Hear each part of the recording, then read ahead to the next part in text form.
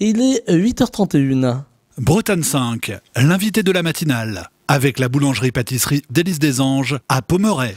Et ce matin, notre invité dans la matinale, il est venu jusqu'à nous en train, je le précise. Antonin Mahé, il est conseiller municipal délégué de Paimpol dans les Côtes-d'Armor. Il est également président de l'association des jeunes élus de France et animateur fédéral des jeunes socialistes des Côtes-d'Armor. Bonjour Antonin Mahé, merci d'être là. Bonjour. Alors, je disais que vous étiez animateur fédéral des jeunes socialistes des Côtes-d'Armor, c'est tout récent. Oui, effectivement, c'est tout récent parce que ça date d'à peine d'il y a quelques semaines. Alors, j'ai plus la date précise, je vous l'avoue, mais ça fait pas très longtemps. Oui. Alors, vous êtes jeune, on a l'impression que vous allez vite. Je le dis pour les auditeurs, hein, vous êtes un des plus jeunes élus de Bretagne. Vous avez été élu à 18 ans. Je ne me trompe pas. Non, c'est ça. Voilà, conseiller municipal délégué à Paimpol.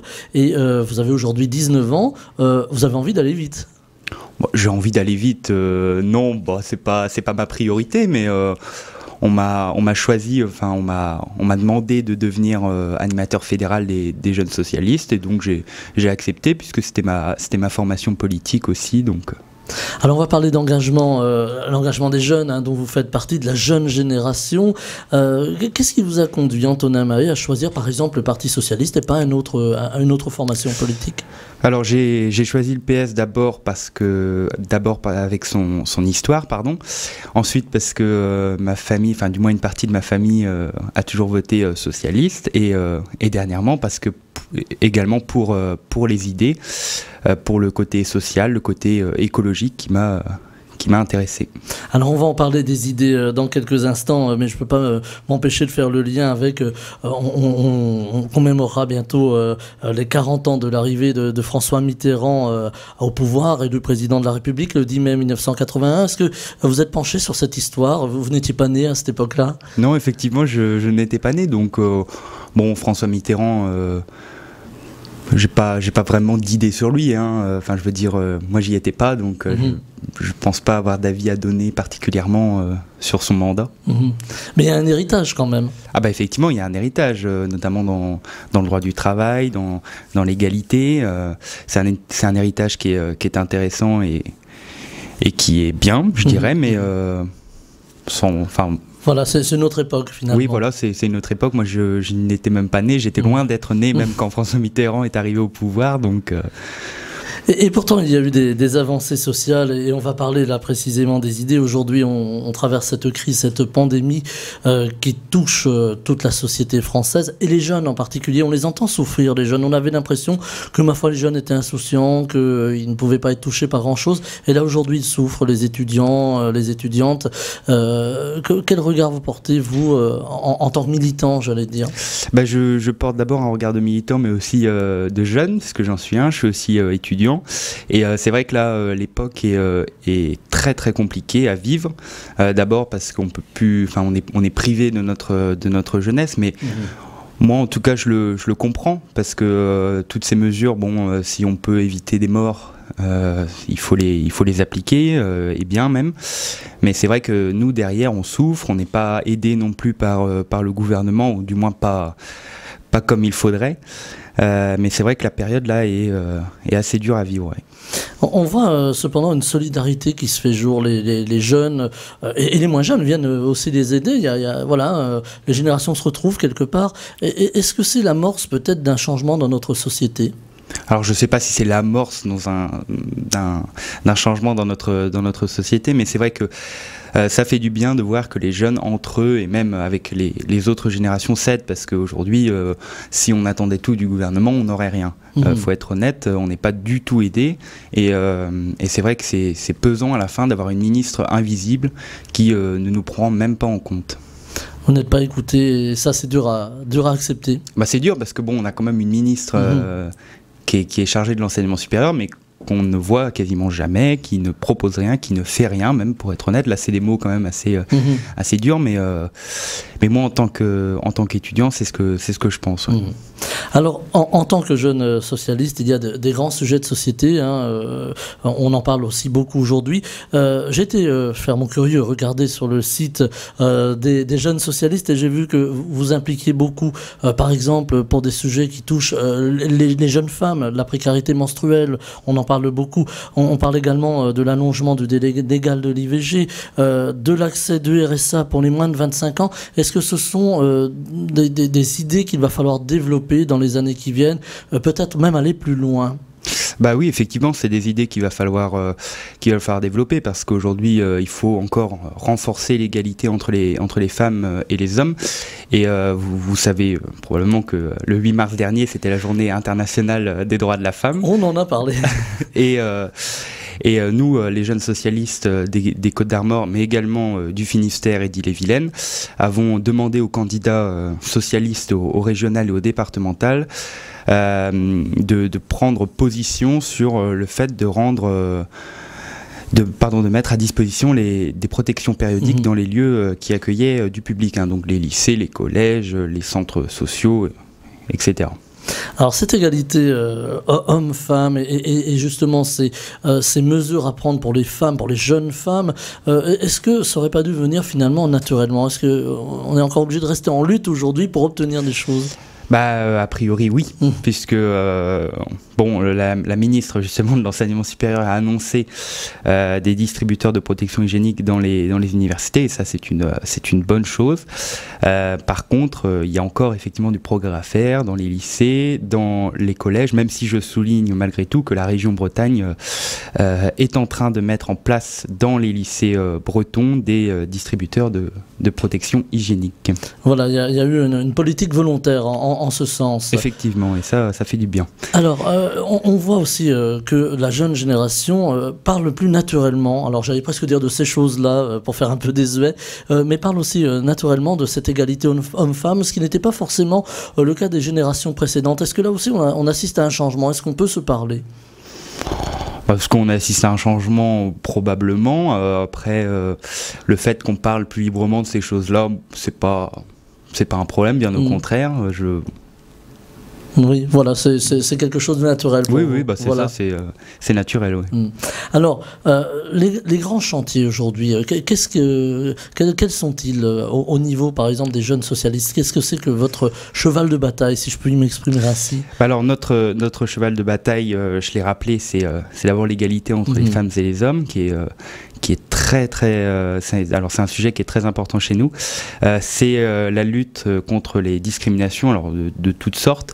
C'est l'écologie qui est un sujet qui nous intéresse particulièrement, et c'est aussi le social, parce qu'aujourd'hui on vit une crise sanitaire, mais on vit aussi une crise sociale qui touche énormément de jeunes.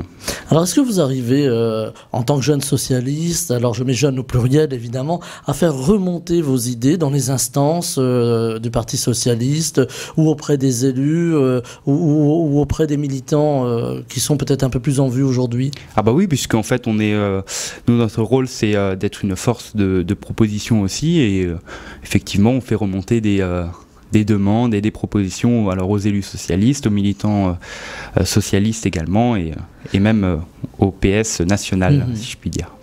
Vous êtes écouté? Ah bah je pense, oui. Enfin, du moins, j'ai pas l'impression de ne pas être écouté, donc. Enfin, je veux dire, vous avez des retours. Il y a une discussion. Ah bah oui, on a des retours et on a une discussion sur les sujets qu'on propose. Là, par exemple, là, on attend un retour donc sur le fait. Sur notre communiqué qui a été fait le 8 mars dernier sur la demande de protection hygiénique dans les lieux publics. On attend un retour et on espère qu'on en aura un d'ici peu de temps. Est-ce que justement le PS au niveau national est sensible au retour des jeunes de la France entière, voilà, est-ce que ça permet aussi de prendre un petit peu l'air du temps? Oui, le Parti socialiste écoute les jeunes de France, ça je tiens à le dire, et les jeunes de France ont fait des propositions. Alors ça peut être les jeunes socialistes plus particulièrement, puisque je suis membre, mais on a le Parti socialiste a fait beaucoup de propositions sur les jeunes, je peux parler du minimum jeunesse, des chèques culture et sport qu'on propose pour les bénéficiaires des minima sociaux, la gratuité du permis de conduire pour les jeunes de moins de 5 ans, la gratuité des transports en commun. Enfin, je veux dire, le Parti socialiste est aujourd'hui le parti qui s'intéresse probablement le plus aux jeunes. Voilà. Justement, alors on parlait de François Mitterrand tout à l'heure, les jeunes étaient aussi une de ses préoccupations. Il ouvrira même la bande FM, mais ça vous n'étiez pas né non plus. Non, voilà, ça c'était pour la petite anecdote. Vous êtes, Antonin Mahé, aussi jeune conseiller municipal délégué. Comment ça se passe dans une ville comme Paimpol ? Comment ça se passe dans une ville comme Paimpol? Voilà, quand on est tout jeune, qu'on arrive voilà, comme jeune conseiller municipal, comment on travaille avec les plus anciens, par exemple? Bon, on travaille très bien, enfin, je veux dire, on travaille ensemble dans les commissions, les groupes de travail, au conseil. Enfin, je suis pas traité comme le petit jeune de service. Voilà, c'était un peu ça le sens de ma question. Et ça, c'est très agréable. Je suis traité comme un conseiller municipal qui travaille pour sa ville. Mmh. Alors on voit les jeunes qui s'engagent, vous en êtes un exemple, Antonin Mahé. Est-ce que c'est important dans la société actuelle que les jeunes s'engagent, fassent des propositions, alors ça peut être au Parti Socialiste ou dans d'autres formations politiques, et s'occupent enfin de politique, parce qu'on avait l'impression que les jeunes étaient un petit peu en disgrâce avec la politique. Bah alors effectivement, cette impression elle est peut-être réelle, hein, parce que quand on voit notamment les taux d'abstention chez les plus jeunes, ils sont quand même assez élevés, mais on voit aussi aujourd'hui que les jeunes s'engagent sur des causes plus courtes peut-être, et c'est aux partis politiques de les attirer, d'aller les chercher. Voilà, et de s'adapter finalement. Et de s'adapter effectivement à ces engagements qui sont peut-être plus courts, mais sur des causes bien précises. Voilà, très ciblées. Vous parliez de l'environnement tout à l'heure.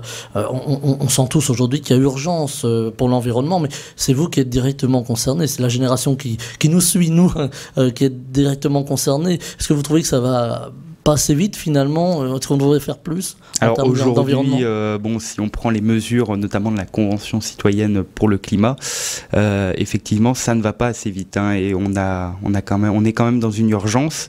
C'est notre génération qui va souffrir si rien n'est fait, et donc c'est pour ça qu'aujourd'hui il faut prendre des mesures urgentes et rapidement. Là aussi, vous êtes force de proposition. Ah oui, bah le Parti Socialiste a toujours été force de proposition sur le domaine de l'écologie, mais ça c'est sûr. Alors, on va bientôt avoir des élections qui ont été reportées en juin pour raison de pandémie. Élections régionales, élections départementales. Comment les jeunes socialistes vont se situer dans ces deux scrutins? Et puis, est-ce que vous allez appeler à voter pour les uns ou les autres? Bah, on va appeler à voter pour les listes soutenues par le Parti Socialiste, évidemment, et les jeunes vont s'engager dans les campagnes très fortement pour nous permettre de nous maintenir à la région, et pour le département des Côtes-d'Armor, de le faire rebasculer à gauche. Alors on voit que le Parti Socialiste a subi, j'allais dire, des crises électorales, hein. Là on ne parle plus de la pandémie, mais tout comme les autres partis politiques, est-ce qu'il y a quelque chose aujourd'hui à reconstruire urgemment au Parti Socialiste? Alors c'est vrai que bon, il faut être aussi honnête sur ce point-là. Le Parti Socialiste s'est trouvé en difficulté après les présidentielles et les législatives de 2017, et même après les européennes de 2019, mais le Parti Socialiste est en train de se reconstruire. Je suis convaincu que ça redeviendra un parti politique important, même s'il commence déjà à l'être. On a vu nos scores au municipal qui ont été excellents en Bretagne, et au sénatorial qui ont été excellents dans les Côtes-d'Armor, puisque la liste soutenue par le Parti Socialiste et menée par Annie Le Houerou a remporté 2 sièges sur 3. Donc le Parti Socialiste n'est pas mort, je tiens à le rappeler ici, et il est en pleine reconstruction. Alors, c'est pas facile la reconstruction, parce que là aussi, le parti est traversé par des courants. Voilà, il faut arriver à faire tout le monde parler d'une seule voix. C'est pas toujours évident. Ah bah c'est pas toujours évident, mais ça c'est le problème de tous les partis, de tous les mouvements. Enfin. Mais on a quand même un avantage important, c'est qu'après les législatives de 2017, toutes les personnes qui n'étaient pas de gauche au Parti Socialiste l'ont quitté, ce qui nous permet aujourd'hui de travailler vraiment sur des propositions de gauche, et le Parti Socialiste est un parti de gauche. Alors, on va aller droit au but, vous allez soutenir Loïc Chenet-Girard, président sortant de la région, président socialiste. Ah bah oui, effectivement, oui, alors bon, que ça soit à titre personnel ou au titre du mouvement des jeunes socialistes, socialistes des Côtes-d'Armor, nous soutiendrons en effet Loïc Chesnais-Girard, le président sortant du Conseil régional de Bretagne, et on portera sa liste dans les Côtes-d'Armor également. Alors, il y a beaucoup de choses au niveau régional. Alors, on parle beaucoup de la réunification de la Bretagne. Alors, vous n'allez pas échapper à la question. Qu'est-ce que vous en pensez? Alors, moi, je suis tout à fait favorable au rattachement de la Loire-Atlantique à la Bretagne, puisque la Bretagne historique était composée des 5 départements actuels, donc les 4 qui font partie de la région administrative et le département de la Loire-Atlantique. Donc moi j'y suis favorable au rattachement et je suis favorable à un référendum en Loire-Atlantique. Et puis il y a aussi la question des langues. On en parle beaucoup aujourd'hui, la langue bretonne. Là aussi la région est très en avance sur ces langues. Elle fait beaucoup, mais ça bloque un peu à Paris. Le ministère de l'Éducation, entre autres, M. Blanquer, n'a pas forcément les mêmes vues autour des langues régionales. Est-ce qu'il va falloir là aussi avoir, c'est pour la jeune génération qui parle aussi le breton et aussi même le gallo, est-ce qu'il va falloir là aussi avoir une politique volontariste? Est-ce que là aussi vous engagerez les jeunes du Parti socialiste? Alors c'est vrai que les jeunes, enfin certains jeunes bretons parlent le breton et le gallo. Les langues régionales font partie de la culture bretonne. C'est une chose qui est extrêmement importante en Bretagne. Le fait que ça bloque à Paris, ce n'est pas acceptable. Là, je le dis clairement, parce que pour moi, c'est vrai que les langues régionales sont quand même importantes. Moi, je suis favorable à toute la signalisation en bilingue, etc. Donc c'est vrai que les jeunes socialistes auront et du moins les jeunes socialistes bretons, puisque là c'est un sujet régional, auront une politique volontariste sur le sujet. Ouais. Voilà, donc politique volontariste, recomposer le parti. Est-ce que vous trouvez qu'il y a, dans les instances nationales par exemple du Parti socialiste, il n'y a pas assez de jeunes? Alors je vous avoue que je n'ai pas regardé la composition précise des instances nationales du Parti socialiste, donc là je ne saurais pas vous répondre. Voilà, ce n'est pas une question piège. Ah oui, bon, oui. Voilà. Mais est-ce qu'il faut là aussi aujourd'hui plus largement rajeunir les différents partis politiques? On a l'impression qu'il y a des carrières qui se font très longues et qu'on n'a pas de renouvellement. Alors je tiens quand même à rappeler que je ne suis pas non plus pour le jeunisme. Alors voilà, et non, il ne s'agit pas de faire de jeunisme, oui, mais peut-être avoir plus de nouvelles têtes qui arrivent. Les nouvelles têtes, elles émergeront toutes seules. Enfin, je veux dire, avec ces élections départementales et régionales, on aura probablement de nouvelles figures qui apparaîtront. Alors, sur les départementales et régionales, il y a, j'imagine, aussi des sujets pour les jeunes socialistes qui sont des sujets importants. Alors oui, donc au département, par exemple, nous, on porte le minimum jeunesse, donc, qui a été mis en place dans quelques départements socialistes en France, et on espère que si le département repasse à gauche, ça sera mis en place également chez nous. Voilà, donc ça c'est pour le département, et pour la région plus largement, il y a des sujets qui vous tiennent à cœur? Oui, alors effectivement c'est la politique des transports qui nous tient notamment à cœur, parce qu'aujourd'hui bon, ça reste assez cher de voyager en train, et je peux le dire puisque j'ai pris le train ce matin. Vous êtes venu en train, ouais. Effectivement. Mais donc les jeunes socialistes portent notamment la gratuité des transports en commun. Est-ce que justement là aussi les transports c'est un des enjeux? On parle d'aménagement du territoire plus largement. On ne peut pas aller partout en Bretagne aujourd'hui. Il y a des lignes qui sont fermées. On pense à la ligne qui va de Saint-Brieuc jusqu'à Auray, mais qui est fermée aujourd'hui au trafic ferroviaire voyageurs et même pour une part au trafic tout court. Est-ce que là aussi il va falloir impulser des politiques volontaristes? Est-ce que les jeunes peuvent être aussi là une force de proposition pour dire nous on a besoin de ces transports, on n'a pas tous forcément le permis, on n'a pas tous envie forcément d'avoir une voiture, ou on est citadin et on veut aller à la campagne, ou réciproquement. Est-ce que là aussi il va falloir travailler en ce sens? Alors sur le sujet précis de la ligne Saint-Brieuc-Auray, moi je suis également favorable à sa réouverture, parce que bon, c'est vrai qu'aujourd'hui quand on regarde le plan de transport régional et notamment en TER, on n'a que 2 lignes principales qui font à chaque fois Rennes-Brest, ou Rennes-Quimper, mais donc par le nord et par le sud. Et c'est vrai qu'en centre-Bretagne, on manque, à mon avis, de transport. Deuxièmement, en Bretagne du moins, avoir le permis de conduire, ça reste quand même quelque chose qui est important, parce que tous les villages de Bretagne ne pourront pas être desservis par des cars ou par des trains. Ça, c'est impossible. Mais cependant, je pense qu'il faut faire le mixte entre les deux.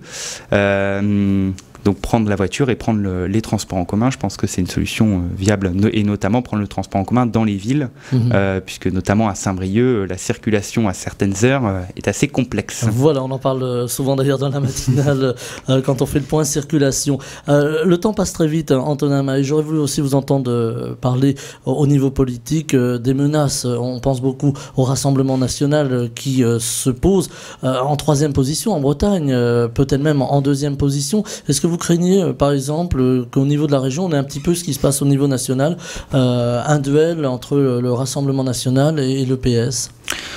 Alors ça, c'est un sujet complexe. Moi, je suis quand même, je constate quand même que le Rassemblement national, a toujours autant de difficultés à s'implanter en Bretagne, et ça, c'est une très bonne nouvelle, parce que le Rassemblement national, je rappelle, à mon sens, c'est un parti dangereux pour la société. Je tiens même à préciser, moi, qu'à titre personnel, si en 2022, et je ne l'espère pas, j'espère que la gauche arrivera au second tour, mais ça, on verra ça en temps venu. Si on venait avoir un duel Macron-Le Pen, j'appellerais, moi, à voter Emmanuel Macron, parce que jamais de la vie, et là je dis franchement, je n'irai voter le Rassemblement national. C'est un parti dangereux, notamment quand on voit, notamment dans ses fondations, quand on voit les idées qu'il porte, la régression sur les droits, alors je peux prendre les droits des homosexuels, le mariage gay notamment, moi c'est quelque chose qui m'inquiète, et ce parti est un parti dangereux. Qu'est-ce que vous diriez aux jeunes, Antonin Mahé, qui se tournent vers le Rassemblement national? Il y en a qui rejoignent cette formation politique? Alors bon, c'est vrai que dans un sens, je peux les comprendre, parce que les partis politiques, entre guillemets, comment est-ce que je peux dire ça, traditionnels, n'ont peut-être pas fait non plus le job en ce qui s'agissait de propositions sur la jeunesse. Mais le Rassemblement national propose peut-être des choses pour les jeunes, mais ce n'est que de façade. Vous avez peur qu'on les fasse rêver, en quelque sorte? Oui, c'est ça, ouais. Et qu'ils soient après déçus. C'est de toute manière ce qui arrivera, parce que le Rassemblement national n'est pas un parti qui porte des propositions pour les jeunes. C'est une forme de désespérance, finalement, lorsqu'un jeune se tourne vers le Rassemblement national? Je pense, ouais. C'est une sorte de ras-le-bol des partis politiques traditionnels, et c'est aussi à nous de nous réinventer peut-être pour les attirer. Alors, il nous reste quelques secondes, Antonin Mahé. Je disais tout à l'heure en commençant que vous alliez vite. Vous avez imaginé peut-être un jour accéder à un poste, ou alors vous vous laissez porter? Non, je n'ai pas imaginé accéder à un poste, non. Je vous taquine un peu là. Oui, j'entends bien, mais non, je n'ai pas imaginé accéder à un poste. Bon, je me laisse porter, entre guillemets. Je ne sais pas où je serai dans 1 an ou dans 2 ans, donc je ne peux pas... Voilà, donc vous projetez dans la suite. En tout cas, je vous remercie d'être venu jusqu'à nous en train ce matin. Je fais le retour en train aussi. Et vous faites le retour en train dans la matinale de Bretagne 5. Antonin Mahé, donc conseiller municipal délégué de Paimpol dans les Côtes-d'Armor, président de l'association des jeunes élus de France, et récemment animateur fédéral des jeunes socialistes des Côtes-d'Armor. Vous êtes donc venu en train et en direct dans la matinale de Bretagne 5. Je vous en remercie. Je vous souhaite un bon voyage de retour et une belle journée. Merci à vous aussi. Bretagne 5 matin, Stéphane Hamon.